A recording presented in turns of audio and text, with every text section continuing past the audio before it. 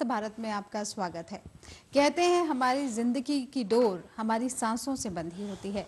ऐसे में सांसों का तेज होना या सांसों का धीरे होना दोनों ही बहुत घातक साबित हो सकते हैं और सांसों का तेज चलना ही एक बहुत ही आम लक्षण है निमोनिया का। तो आज की इस चर्चा में खास तौर पर हम आपको जानकारी देंगे निमोनिया की, ये क्यों होता है, कैसे इसका बचाव हो सकता है और साथ ही इसका इलाज क्या है। इसी पर जानकारी देने के लिए दो खास मेहमान हमारे साथ हैं। आइए उनका स्वागत करते हैं। Doctor A.K. वार्ष्णेय हमारे साथ हैं जो कंसल्टेंट एंड प्रोफेसर हैं डॉक्टर RML हॉस्पिटल में। डॉक्टर साहब स्वागत है आपका। साथ ही डॉक्टर SM रहेजा हमारे साथ हैं जो additional medical superintendent and senior physician है GB पंत हॉस्पिटल में। सर आपका भी स्वागत है। Good evening. और यहाँ पे अपने दर्शकों को हम बता दें कि अगर आपका कोई भी सवाल है निमोनिया से जुड़ा, आपके आसपास कोई भी मरीज हो इसका या इससे संबंधित कोई भी जानकारी आपको चाहिए हो तो आप हमें फ़ोन मिला सकते हैं। हमारा फ़ोन नंबर आप नोट कर लें। फ़ोन नंबर है 23097532 और दिल्ली के बाहर से आप कॉल कर रहे हैं तो दिल्ली का कोड यानी 011 इससे पहले लगा लें। डॉक्टर साहब, निमोनिया है क्या, क्यों होता है ये? देखिए, निमोनिया जो हम कॉमन समझते हैं, लंग्स हमारे फेफड़े जिससे हम सांस लेते हैं, इसकी सबसे स्मॉलर यूनिट एल्वुलाई होती है, जब जिसमें कि गैस एक्सचेंज होता है। जब वहाँ पर इन्फेक्शन हो जाता है और उस इन्फेक्शन से इन्फ्लामेशन हो जाता है तो उसको हम निमोनिया या निमोनाइटिस बोलते हैं। इसको सेगमेंटल भी हो सकता है। अगर ये पूरे सेगमेंट को, लंग्स से कई सेगमेंट होते हैं तो उसको लोबार निमोनिया बोलते हैं। अगर केवल लंग्स के एक हिस्से को ब्रोंकस सप्लाई करता है, केवल उसी पार्ट में है, तो उसको जनरली हम ब्रोंको निमोनिया बोलते हैं या लोबुलर निमोनिया बोलते हैं। डॉक्टर रहेजा, ये बताएं कि इन्फेक्शन होता क्यों है, क्या कारण होता है इसके पीछे? अधिकतर जो निमोनिया है वो होता है बैक्टीरियल इन्फेक्शन से जी, जिसमें कि विभिन्न प्रकार के बैक्टीरियाज हैं, मतलब मोर देन 80-85%। और कुछ एक जो है जिसमें हम कहते हैं कि streptococci, staphylococci, H influenza, pseudomonas, klebsiella. और इसके अलावा जो एटिपिकल निमोनिया होता है जिसमें माइकोप्लाज्मा है और लेजिनेला है, और जो तीसरा होता है वो होते हैं वायरल निमोनिया, जैसे कि हम कहते हैं H1N1 इन्फ्लुएंजा वाला निमोनिया है। तो ये अलग अलग जो चीज़ें हैं अधिकतर बैक्टीरिया से ही होते हैं और लक्षण भी अलग अलग होते हैं। अगर किसी को बैक्टीरिया से निमोनिया हो रहा है तो उसके अंदर जो लक्षण होंगे, एकदम मरीज़ को तेज़ बुखार आएगा, ठंड लगेगी, खांसी आएगी। शुरू में हो सकता है कि सूखी खांसी हो, लेकिन धीरे धीरे बलगम आएगा और बलगम के साथ खून भी आ सकता है जिसको कहते हैं रस्टी स्पूटम। और इसके अलावा सिर में दर्द होना, और जैसे जैसे ये लक्षण आगे बढ़ते हैं तो और भी सिम्टम्स आते हैं कॉम्प्लिकेशंस के साथ, छाती में दर्द होना। जी जी। तो जो वायरल वाला निमोनिया है उसके अंदर हम देखते हैं कि जो खांसी सूखी होती है और जो बैक्टीरियल काउंट, जो लक्षण ज़्यादा होते हैं और एग्जामिनेशन में कम हमें मिलता है, मोटा मोटा मैं ये बताना चाहता हूँ। और कुछ एक ब्लड काउंट्स हैं, कल्चर स्टडीज़ हैं और क्लिनिकल एग्जामिनेशन के ज़रिए हम बता सकते हैं कि ये बैक्टीरियल निमोनिया है। राइट। तो डॉक्टर साहब, ये जैसे हवा में बैक्टीरिया हैं तो वो किसी को अफेक्ट करता है, किसी को नहीं करता है। निमोनिया एक को हुआ, दूसरे को नहीं हुआ, तो क्या इम्यूनिटी लिंक्ड है? हाँ, बिल्कुल, ये आप ठीक कह रहे हैं कि जिन लोगों की इम्यूनिटी लो होती है, खासतौर से जैसे बच्चे हैं, बहुत छोटे बच्चे हैं, उनकी इम्यूनिटी लो होती है, और एल्डरली उनकी इम्यूनिटी लो होती है, जो 70 साल 75 साल के लोग हैं, जो कि जिनको कोई और बीमारी नहीं है, लेकिन इसके अलावा जिनको बीमारियां हैं, जैसे किसी को कैंसर है, किसी को डायबिटीज़ है, किसी को हार्ट डिजीज़ है, HIV इन्फेक्शन है, या कोई लोग किसी बीमारी के लिए स्टेरॉइड्स की दवाइयाँ का सेवन करते हैं, या इम्यूनोसप्रेसेंट दवाइयाँ होती हैं जो हमारे इम्यून सिस्टम जो कि बैक्टीरिया वायरस को लड़ता है उसको हम दबाने के लिए कोशिश करते हैं बहुत सी बीमारियों में। तो इन लोगों में, या जो COPD के पेशेंट हैं जो पहले ही बहुत ज़्यादा स्मोकिंग करते रहते हैं, उनके लंग्स पहले ही डैमेज होते हैं, उन लोगों में रेस्पिरेटरी इन्फेक्शन बार बार होने का चांसेस बहुत ज़्यादा होता है। तो ये ग्रुप है जिसमें इन्फेक्शन बहुत ज़्यादा होता है। और डॉक्टर साहब, आप थोड़ा सा आपने हमें सिम्टम्स के बारे में बताया, लेकिन मोटे तौर पे क्या है और अलार्मिंग साइंस क्या हैं कि जब वो दिखाई दें तो आपको फौरन डॉक्टरी सलाह लेनी चाहिए? हाँ, डेफिनेटली अगर आपको ऐसे लक्षण मिलते हैं जिसमें आपको खांसी हो रही है, बलगम आ रही है और सांस लेने में तकलीफ हो रही है, या बलगम के अंदर खून आता है, सडन ऑनसेट है, मतलब अचानक शुरू हुआ है, तो ऐसे में आपको डॉक्टरी सलाह तुरंत लेनी चाहिए। पर्टिकुलरली जैसे डॉक्टर साहब ने बताया है कि जिनको, जो कि 65 साल से अधिक व्यक्ति हैं, उम्र में छोटे बच्चे और जिनकी इम्यूनिटी लेवल कम है, इनको डॉक्टरी सलाह लेनी चाहिए। और ये लक्षण मिलते हैं तो इसका अगर हम शुरू में इलाज करते हैं तो अच्छी इंप्रूवमेंट हो जाती है। लेकिन आपने जैसे किसी वजह से ट्रीटमेंट में डिले हो गया या इम्यूनिटी लेवल कम है या कॉम्प्लिकेशंस हो गया, जिसमें कि हम कहते हैं कि निमोनिया के जो लक्षण है ये तो हैं ही, जिसमें तेज़ बुखार आ रहा है, सांस फूल रहा है, सांस लेने में तकलीफ हो रही है, तेज़ तेज़ सांस चल रहा है, या मरीज़ का चक्कर आ रहे हैं, गफलत में जा रहा है, ब्लड प्रेशर कम हो रहा है 90/60, और या कुछ एक ABG चेंजेस आ रहे हैं, या दिमाग के अंदर हम कहते हैं मेनिंजाइटिस के सिम्टम्स आना, या जोड़ों में दर्द होना, ऐसे वाले जो व्यक्ति हैं इनको चाहिए कि तुरंत हॉस्पिटल जाएं और एडमिट होना आवश्यक होता है। पर्टिकुलरली छोटे बच्चे और जो बूढ़े व्यक्ति हैं और जो कि लो इम्यूनिटी वाले पेशेंट्स हैं, जैसे कि डायबिटिक्स हैं, जिनको कंजेस्टिव हार्ट फेलियर है, हार्ट की बीमारी है, जिनको किडनी रीनल डिसीज़ हैं, जैसे डॉक्टर साहब ने बताया कि लीवर की डिसीज़ है, या क्रॉनिक लंग डिसीज हैं जैसे कि COPD, एस्थमा है, या जिनको स्प्लीन निकाला जा चुका है, या कोई स्टेरॉइड्स की दवाई ले रहे हैं, इम्यूनोसप्रेसेंट्स ले रहे हैं, या ऐसे व्यक्तियों को चाहिए कि तुरंत हमें एडमिट करके अलर्ट रहना बहुत आवश्यक है। और डॉक्टर साहब ये बताएं कि अगर समय पे इलाज नहीं मिलता तो कितना घातक साबित हो सकता है निमोनिया?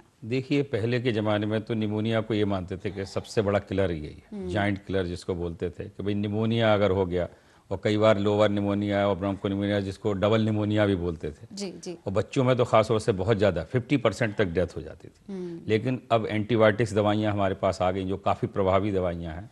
दूसरे लोगों में चेतना भी ज़्यादा है। जैसे ही थोड़ा सा बच्चा कोई बीमार होता है, पुराने ज़माने में होता था, कॉमन टर्म्स में बोलते बच्चे की पसलियाँ चलने लगी, वो सब नोटिस कर लेते थे। नेचुरली जब लंग्स में इन्फेक्शन है और उसको ऑक्सीजन नहीं मिल रही तो लेवर्ड ब्रीदिंग होती है, लंग्स फास्ट रेट से ऑक्सीजन लेने की कोशिश करता है, तो उसमें रेस्पिरेटरी रेट जो हमारा नॉर्मल 15-18 के बीच में होता है वो 25-30, अगर 30 के ऊपर रेस्पिरेटरी रेट पहुंच जाता है, सांस जो हमारी चलती है, तो फिर ये सीरियस चीज़ हो सकती है।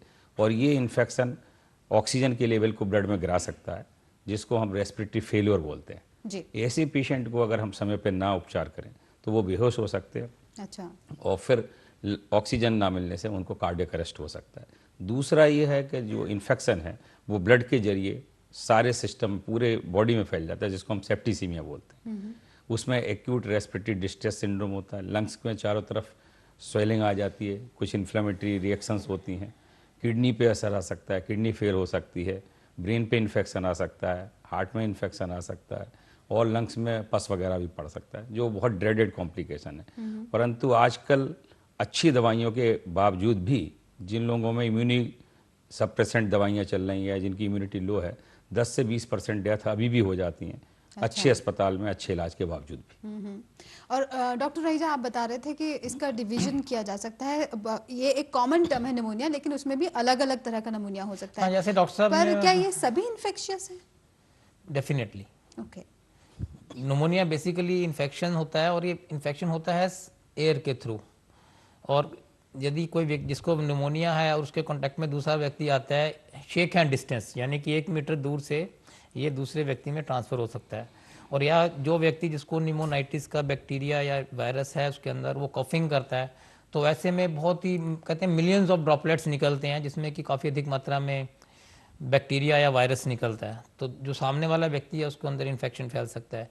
इसलिए हम ये बताते भी हैं कि पर्टिकुलरली जो व्यक्ति जिनका कि इम्यूनिटी स्टेटस कम है, जो कि जैसे हम बार बार इसी बात को ही एम्फेसाइज कर रहे हैं, ऐसे व्यक्तियों को चाहिए कि सर्दियों के मौसम में पर्टिकुलरली, या जिस समय ये ज़्यादा बीमारी फैलती है उस समय क्राउडेड प्लेसेस को ज़रा अवॉइड करें जाने में, और अपना इम्यूनिटी लेवल को इम्प्रूव करना चाहिए, क्योंकि शरीर की जो इम्यूनिटी है, रोग से लड़ने की जो क्षमता, वो भी अच्छी होनी बहुत ज़रूरी है। बिल्कुल। और इन्फेक्शियस डिसीज़ है, अगर इम्यूनिटी अच्छा होगा तो आपका जो बॉडी है, इम्यून सिस्टम है, उसकी तरफ ध्यान रखेगा।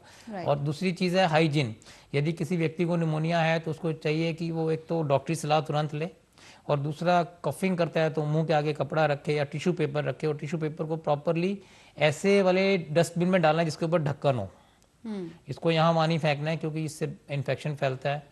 मेन तो रेस्पिरेशन से, कॉन्टैक्ट से फैलता है, लेकिन दूसरा होता है शेक हैंड हुआ, फोमाइट्स हुए, टेलीफोन का handle, door handle, pen, computer, इनसे भी फैल सकता है जी। और जो डॉक्टर वार्ष्णेय, ऐसे में ऐसा लगता है कि अगर घर में डायग्नोज हो गया एक मरीज को कि इनको निमोनिया पॉजिटिव है, तो काफ़ी थोड़ा डिस्टेंस रखा जाए, थोड़ा उनको अलग से रखा जाए। हाँ, डेफिनेटली। देखिए, कोई भी इन्फेक्शन जनरली होता है तो जो व्यक्ति बीमार है, और ख़ासतौर से जब इन्फेक्शन वो आपको रेस्पिरेटरी रूट से फैल रहा है, तो वो खांसेगा, तो अगर पॉसिबल है तो उसको आइसोलेट कर सकें। राइट। ठीक है ना। अगर उसको एक अलग कमरे में रख सकें जिससे कि इन्फेक्शन दूसरे लोगों को कम हो जाए, बच्चों को है या किसी को है, अगर वो उस समय स्कूल से अपनी छुट्टी करें तो ज़्यादा बेटर रहेगा, जिससे कि क्योंकि स्कूल में क्राउडेड प्लेस है, Right. एक से बच्चे से दूसरे को इन्फेक्शन फैलने की संभावना ज़्यादा रहती है। और ये विंटर का मौसम जो है काफ़ी ज़्यादा प्रॉब्लम करता है। इस विंटर time पे में ज़्यादा सभी होता को इन्फेक्शन होने का ज़्यादा डर रहता है, चाहे वो बच्चे हों, बूढ़े हों या सांस के जो पुराने मरीज हैं। तो विंटर के वक्त में जब एक्सट्रीम टेम्परेचर बड़ा हार्श हो तो उससे अपने को प्रोटेक्ट करें, अपना कपड़े पहन के निकलें, गले और कान को अच्छी तरीके से ढकें। और अगर इन्फेक्शन हो जाता है तो जैसे जुकाम हो रहा है, नाक बह रही है, छींकें आ रही हैं, लेकिन अगर अलार्मिंग साइन जो बार बार हम लोग डिस्कस कर रहे हैं, बहुत तेज़ बुखार हो जाए, सांस लेने में बहुत तकलीफ हो, या सांस लेते वक्त छाती में दर्द होने लगे, जी। या आपको लगता है सांस लेने में काफ़ी कठिनाई आ रही है, सांस बहुत तेज़ चल रही है, या मुंह से खून आ रहा है, या बेहोशी सी छा रही है, या हाथ पैर ठंडे पड़ रहे हैं जिसको हम हाइपोटेंशन बोलते हैं, जब ब्लड प्रेशर गिर जाता है तो लगता है हाथ बड़े ठंडे हो रहे हैं, पसीने आ रहे हैं, तो ये बड़े ही लक्षण ऐसे हो सकते हैं जो बहुत सीरियस हो सकते हैं। ओके। और तुरंत अगर उपचार ना मिले तो मृत्यु भी हो सकती है। जी। और यहाँ पे दिल्ली से हमारे पहले कॉलर हमारे साथ लाइन पे हैं, मोहम्मद वासिफ ने हमें कॉल किया है। जी बताएं क्या सवाल है आपका? जी अपना सवाल पूछें आप। नमस्ते मैडम। हाँ जी नमस्कार। मैडम हम ये जानना चाहते हैं कि हमारी दीदी को बहुत दिन से निमोनिया का शिकायत है, हम इलाज करा रहे फिर भी कंट्रोल में नहीं आता है ये। अच्छा डॉक्टर साहब लंबा खिंच गया है काफी, वो बता रहे हैं। निमोनिया, जी। जी सर। ये देखिए इनको एक प्रॉपर जांच होनी चाहिए कि अगर निमोनिया का पेशेंट है और लंबा खिंच रहा है तो इसमें कॉम्प्लिकेशंस हो जाते हैं। कई बार निमोनिया के बाद अंदर एब्सेस बन जाता है जिसमें कि पस इकट्ठा हो जाता है और वो इन्फेक्शन काफ़ी समय लेता है। तो ऐसे में चाहिए कि आप एक ठीक से जांच कराएं, जिसमें कि हम एडवाइस करते हैं कि एक ब्लड की खून की जांच करते हैं जिसमें हम काउंट्स को देखते हैं। अगर काउंट्स बहुत अधिक बढ़ गए हैं तो बैक्टीरियल की तरफ जाता है, अगर कम है तो वायरल वाली पिक्चर ज़्यादा उसमें उसकी फेवर करता है। दूसरा बलगम की हम जांच करेंगे, ग्राम स्टेनिंग करेंगे, उसका कल्चर करेंगे तो हम ये पता लगा सकते हैं कि कौन से प्रकार का बैक्टीरिया है जिससे ये निमोनिया हो रहा है। ओके। और इसके अलावा चेस्ट एक्सरे करना, उससे हमें मालूम पड़ सकता है कौन सा लंग का कौन सा पार्ट इन्वॉल्व है, किस टाइप का निमोनिया है या कुछ और भी बीमारी है। क्योंकि कई बार ये जैसे बता रहे हैं लंबा खिंच गया तो उसमें ट्यूबरक्लोसिस भी भारत में बहुत कॉमन है। राइट। वो भी इनको ध्यान में रखना चाहिए। और ज़्यादा डिफ्रेंशिएट करने के लिए हम उसकी जो है कल्चर करके और अगर सिक्रीशंस ले रहे हैं उसके ज़रिए देख सकते हैं। और सीटी स्कैन चेस्ट भी कर सकते हैं हम लोग, जी। जिससे कि हम बिल्कुल पिन पॉइंट कर सकते हैं किस टाइप का कौन सा निमोनिया है। और अगर पेशेंट की उम्र ज़्यादा है तो भी मैं कहूँगा उनकी ठीक से जांच कराना बहुत आवश्यक है, क्योंकि स्मोकर्स हैं और 55 साल से अधिक की आयु है, मतलब ऐसे व्यक्तियों को मैं पर्टिकुलरली ध्यान रखना चाहता हूँ कि इनको बहुत अच्छे से जांच होना चाहिए। क्योंकि निमोनिया, ट्यूबरक्लोसिस और लंग कैंसर एक बेसिकली निमोनिया में तो एक्यूट ऑनसेट होता है, लेकिन ट्यूबरक्लोसिस और लंग कैंसर भी ऐसी बीमारी हैं जो कि भारत में काफ़ी कॉमन होती हैं ऐसी एज ग्रुप ओके। तो डायग्नोसिस पे यूं तो आपने थोड़ा सा हमें बताया, लेकिन ब्रेक के बाद हम इसमें विस्तार से चर्चा करेंगे डायग्नोसिस और ट्रीटमेंट की।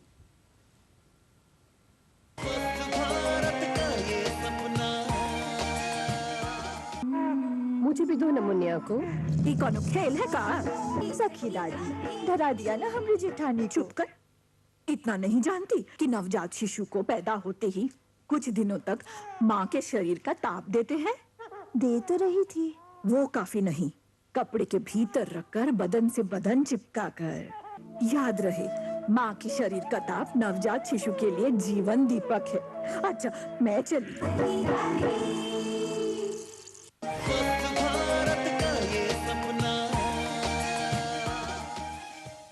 ब्रेक के बाद आपका स्वागत है। स्वस्थ भारत में आज निमोनिया पे खास तौर पर चर्चा हम आपके लिए लेकर आए हैं। और अब हम बात करते हैं डायग्नोसिस की। डॉक्टर वार्ष्णेय और डॉक्टर रहेजा हमारे साथ हैं। डॉक्टर वार्ष्णेय, कैसे आप डायग्नोस करते हैं कि इस व्यक्ति को निमोनिया है या नहीं, और कोई इस तरह की जांच है जो आप सजेस्ट करें कि मरीज खुद जाके अगर उसको कुछ सिम्टम्स नजर आ रहे हैं तो खुद से करवा लें? देखिए, सबसे बड़ा तो है लक्षण, तो हम लोग बार बार डिस्कस कर ही चुके हैं। जब इस तरीके के लक्षण है तो मरीज ज़्यादातर डॉक्टर के पास आता है। जी। तो एक तो हमारा क्लिनिकल एग्जामिनेशन होता है जिसमें हम बेसिक एग्जामिनेशन होता है, टेम्परेचर लेना कितना है, पल्स है, उसका ब्लड प्रेशर है, उसको कोई नीला तो नहीं पड़ रहा जिसको हम साइनोसिस बोलते हैं, है ना। तो उसको हम टंग देखते हैं कि नीला पानी जो ऑक्सीजन की कमी को दर्शाता है। इसके अलावा जब डॉक्टर एग्जामिन करते हैं तो चेस्ट में जब हम एग्जामिन करते हैं तो उसमें रेस्पिरेटरी रेट देख सकते हैं कितना रेट चल रहा है। इसके अलावा कुछ चेस्ट में फाइंडिंग होती है। अगर निमोनिया होता है तो वहाँ पे क्रेफ्ट्स मिलते हैं हम लोगों को, कई बार ब्रोंकियल ब्रीदिंग मिलती है। जो डॉक्टर स्पेशलाइज्ड हैं वो जानते हैं कि कैसे एग्जामिन करना है। जब उनको उस चीज़ का शक होता है अपने एग्जामिनेशन से हो रही है, तो सबसे पहला इन्वेस्टिगेशन तो डेफिनेटली ब्लड का काउंट्स और एक्सरे चेस्ट होता है जी। क्योंकि एक्सरे चेस्ट हमको वहाँ पे एक हेजीनेस दिखाता है जिस एरिया में निमोनिया है। और अगर बैक्टीरियल होता है तो ब्लड काउंट्स बढ़ जाते हैं, अगर वायरल होगा तो ब्लड काउंट्स सामान्यतः नॉर्मल होते हैं। फिर दूसरा टेस्ट होता है SpO2, ऑक्सीजन सैचुरेशन देखना, कंसंट्रेशन ब्लड में देखना, क्योंकि अगर 90% से नीचे सैचुरेशन है तो ये पेशेंट के लिए ऑक्सीजन की रिक्वायरमेंट बढ़ जाती है। ओके। कई बार ये होता है कि अगर हमको फर्दर डिटेल्ड एनालिसिस करनी है तो आर्टीरियल ब्लड गैसेज बोलते हैं, ABG बोलते हैं, वो हम करते हैं। इसके अलावा सामान्यतः जैसे शुगर का लेवल क्या है, किडनी के फंक्शन कैसे हैं, इलेक्ट्रोलाइट्स वगैरह कैसे हैं, वो हम करते हैं। क्योंकि कई बार निमोनिया के पेशेंट खासतौर से बच्चों में उल्टी दस्त करके भी आ सकते हैं। अच्छा। हाँ, उनमें लक्षण जो है कॉमन लक्षण नहीं होते, पेट में दर्द हो सकता है, दस्त लग सकते हैं, उल्टी लग सकते हैं, और वायरल निमोनिया में तो ये लक्षण बहुत ज़्यादा कॉमन होते हैं। जी जी। तो वहाँ पे इस तरीके की इलेक्ट्रोलाइट्स की कमी। अगर हमको डाउट होता है तो फिर जब भी डॉक्टर साहब कह रहे थे कि CT scan of the chest है जो हमारी डायग्नोसिस को फर्दर ऐड करता है। बहुत ज़्यादा अगर कहीं पे मान लीजिए हम डायग्नोसिस नहीं कर पा रहे, पर्टिकुलरली जैसे ट्यूबरकुलोसिस वगैरह के निमोनिया होते हैं जो स्लो टाइप के निमोनिया होते हैं, जिनमें पेशेंट को टेम्परेचर 100-101 रह सकता है, छाती में दर्द हो सकता है, शाम के वक्त बुखार बढ़ जाता है, तो वहाँ पे हम ब्रोंकोस्कोपी करके भी या ब्लड में स्पुटम में AFB कीटाणु का टेस्ट करके भी, और स्पुटम कल्चर, ब्लड कल्चर, ये सब टेस्ट हैं जिससे हम ये डायग्नोसिस पे पहुँचते हैं कि इन्फेक्शन कितना है, उसकी सीवियरिटी कितनी है, जी जी। रेस्पिरेटरी फेल्योर है या नहीं है। Right, अगर रेस्पिरेटरी फेल्योर नहीं है तो फिर तो कॉमन एंटीबायोटिक दवाइयाँ दे के चाहे वो ओरल दें या इंट्रावीनस दें। ट्रीटमेंट पे अभी हम बात करते हैं। डॉक्टर रहेजा हमारे साथ एक कॉलर है, सुशील हमारे साथ लाइन पे हैं और दिल्ली से इन्होंने फोन किया है। जी बताएं क्या सवाल है आपका? जी सुशील। मेरे को ये पता करना था कि मेरे बेटे के 5 ईयर का है और उस पे इनहेलर चले हुए हैं, ये लाइफ टाइम चलेंगे या क्या? उसके निमोनिया की बहुत ज्यादा शिकायत है, उसका अम्बेडकर हॉस्पिटल में इलाज भी चल रहा है। इनहेलर चल रहे हैं, 5 साल का बच्चा है? हाँ जी। हाँ, तो इसमें ऐसा है, ऐसे वाले बच्चे में हम अस्थमा का, जो डॉक्टर ने बताया होगा अस्थमा है ऐसे बच्चे को, और जो अस्थमा है ये एक एलर्जिक बीमारी है जो कि पर्टिकुलर एलर्जन से होती है। और जैसे आपको ये देखना है कि बच्चे को किस वजह से ये अटैक ज़्यादा पड़ते हैं, जैसे कि किसी को धुएं से होता है या किसी खुशबू से होता है, केमिकल से होता है, क्या वजह है इसकी वजह, और पोलन से होता है इस सीज़न में, पर्टिकुलरली जो आगे मार्च अप्रैल का सीज़न आ रहा है, सीजनल होता है बीमारी ये ज़्यादातर। तो एक तो आपको उस चीज़ का ध्यान रखना है कि ऐसे बच्चे को वहाँ उससे बचा के रखें। और मैं दूसरा बताना चाहूँगा कि इनहेलर, ये भी एक मिथ है कि इनहेलर जो है अस्थमा का, हालांकि इससे ताल्लुक नहीं है निमोनिया से इस प्रश्न का, इनहेलर जो है इसमें अस्थमा में बिल्कुल कहते हैं ना बेसिकली ड्रग ऑफ चॉइस है सबसे इम्पोर्टेंट, क्योंकि जो इनहेलर है इसके अंदर जो दवा जा रही है वो माइक्रोग्राम के अंदर जा रही है। ज्यादातर मिथ जैसे कि श्रोता बता रहे हैं कि जैसे उनको ये है कि इनहेलर लाइफ लॉन्ग चलेंगे, लेकिन इनको ये समझना चाहिए कि जो इनहेलर के जरिए दवा जा रही है बीटा-2 एगनिस्ट, वो सीधी या स्टेरॉइड्स जो भी डॉक्टर दे रहा है उसके हिसाब से वो सीधी हमारे फेफड़े के अंदर जाती है, ब्रोंकाइस को, जो हमारी जो फेफड़े की नलियां हैं, एयरवेज है, उनको खोलती है। और ये बहुत कम मात्रा में माइक्रोग्राम में जाती है, 50 माइक्रोग्राम, 100 माइक्रोग्राम, 250 माइक्रोग्राम। जो हम दवा मुंह से लेते हैं वो हमारे पूरे शरीर में एब्जॉर्ब होके ब्लड के जरिए फिर जाके एक्ट करती है। तो जो हम इनहेलर ले रहे हैं, ये पहली बात है क्योंकि दवा बहुत कम मात्रा में है, इसके साइड इफेक्ट कम से कम होते हैं इनहेलर से। और दूसरी बात यह है कि क्योंकि सीधा ये इफेक्ट जाती है लंग्स के अंदर, तो ये बहुत अच्छा असर दिखाती है। तो इनको चाहिए कि अपने डॉक्टर के कांटेक्ट में रहें और ये मिथ निकाल दें कि इनहेलर अगर देने पड़ रहे हैं तो इसमें कोई हर्ज नहीं है। तो ये समझें कि आप राइट ट्रैक पे हैं और इलाज सही चल रहा है। और डॉक्टर रहेजा साथ में जैसे डॉक्टर वार्ष्णेय ने बताया कि एंटीबायोटिक्स दिए जाते हैं एक बार पॉजिटिव अगर पता चल गया निमोनिया का, इसके अलावा क्या क्या इलाज है? देखिए, अगर पेशेंट को निमोनिया है और हम इसको एम्पेरिकली एंटीबायोटिक शुरू करते हैं, ब्लड कल्चर कराते हैं और sputum culture, sputum examination, gram staining करके हमें मालूम लगा सकते हैं कि ये वाला एंटीबायोटिक इस पेशेंट के लिए अप्रोप्रिएट है।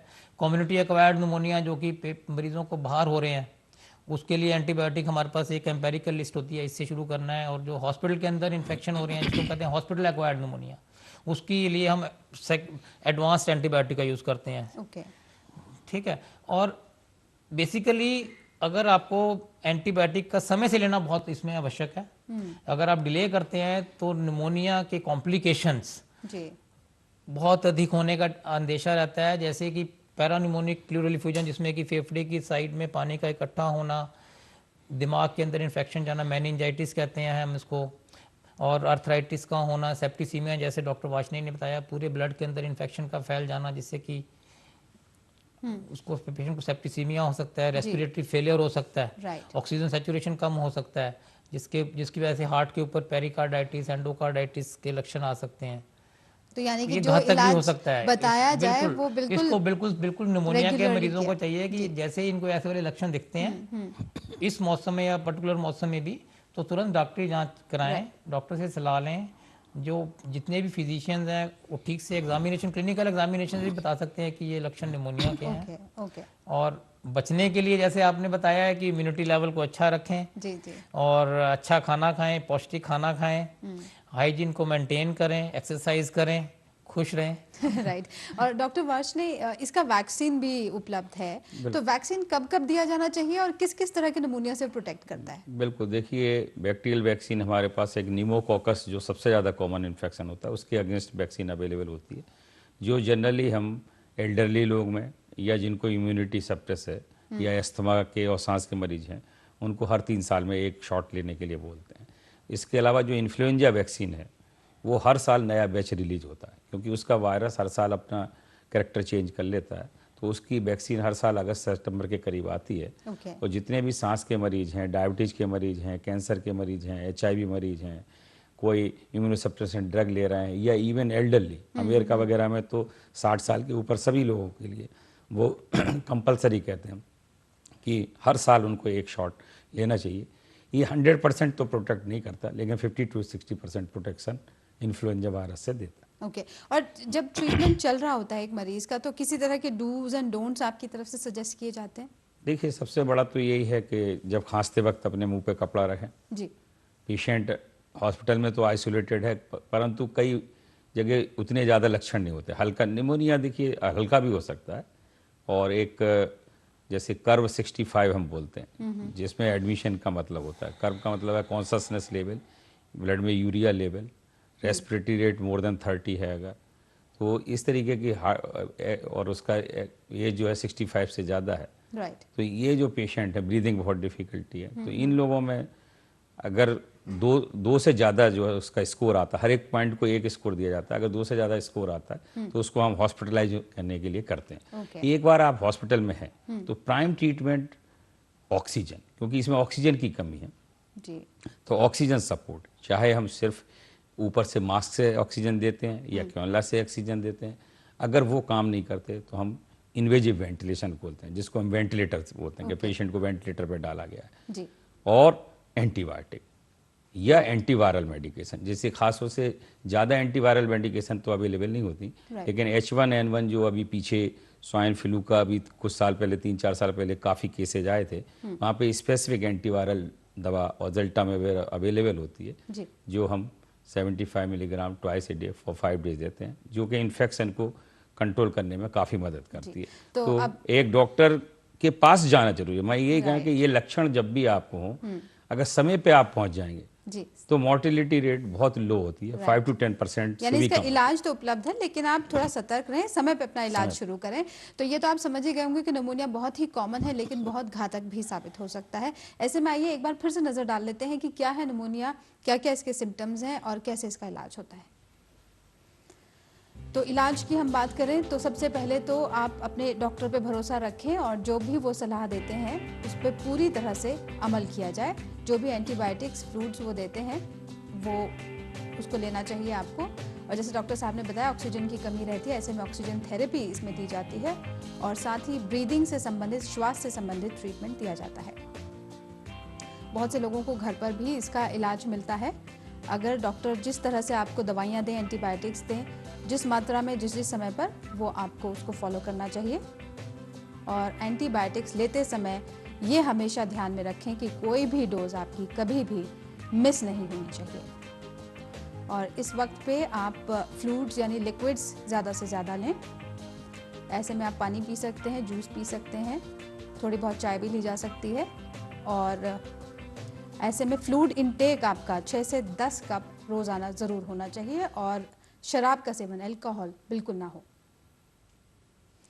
तो ये हमने फटाफट नज़र डाली निमोनिया पे, लेकिन ज़रूरी बात यह है कि इससे बचाव होना बहुत ज़रूरी है। डॉक्टर रहेजा, बचाव कैसे रखा? जैसे आपने कहा कि हाइजीन थोड़ा मेंटेन रखें, इम्यूनिटी लेवल अपना ठीक रखें, पर कोई ऐसे particular set group of people है जिनको थोड़ा ज़्यादा अलर्ट रहने की ज़रूरत है? जो हाई रिस्क ग्रुप है, जो कि बूढ़े व्यक्ति हैं, 65 साल से अधिक, छोटे बच्चे हैं, और पर्टिकुलरली जो प्रेग्नेंट वुमेन है, मैं कहूँगा उनको भी बहुत अधिक ध्यान रखना चाहिए। और डायबिटिक पेशेंट हमारे, जिनको हार्ट की बीमारी है या कंजेस्टिव हार्ट फेलियर है, या जो स्मोकिंग है, स्मोकिंग करने से भी शरीर, लंग्स की इम्यूनिटी कम होती है, स्मोकिंग ना करें। दूसरा, अल्कोहल अधिक मात्रा में लेने से भी शरीर की इम्यूनिटी कम होती है, अल्कोहल का सेवन ना करें। और जो COPD के पेशेंट, अस्थमा के पेशेंट हैं, जो इम्यूनोसप्रेसेंट्स पे हैं, उनको पर्टिकुलरली चाहिए कि क्राउडेड प्लेसेस को से बचें। दूसरी बात है कि आपको चाहिए कि अपना इम्यूनिटी लेवल इंप्रूव करने के लिए पौष्टिक आहार लें, हाइजीन को अच्छे से मेंटेन करें, सफाई का ध्यान रखें। और जो इम्पोर्टेंट बात है जी। हमें चाहिए कि यदि फिर भी उसके बाद कोई इन्फेक्शन होता है या कुछ लक्षण आते हैं जिसमें कि खांसी का आना, उस बलगम का आना, बलगम यदि खून आता है, या आपको सांस लेने में तकलीफ होती है, या खांसने के साथ छाती में कहीं दर्द होता है, या चक्कर आ रहे हैं, तो तुरंत डॉक्टर से सलाह लेके अपना इलाज करें, क्योंकि इसमें समय से अगर इलाज हो जाता है तो इसके लिए हमारे पास बहुत ही अच्छे एंटीबायोटिक्स हैं। और बार बार हम यही बता रहे हैं कि इलाज संभव है, सबसे आप जरूरी समय पे एक्ट करें। डॉक्टर वर्षने, डॉक्टर रहेजा, आप दोनों का बहुत बहुत शुक्रिया इतनी सारी जानकारी हमें देने के लिए। Thank you so much. धन्यवाद। तो देखिए, सबसे ज़रूरी बात यह है कि अपना स्वास्थ्य बरकरार रखें, अपना इम्यूनिटी यानी रोग प्रतिरोधक क्षमता को बनाए रखना बहुत ज़रूरी है। अच्छा खाएं, अच्छी ज़िंदगी जिएं और स्वस्थ रहें। आज के लिए इतना ही, आगे फिर मुलाकात होगी।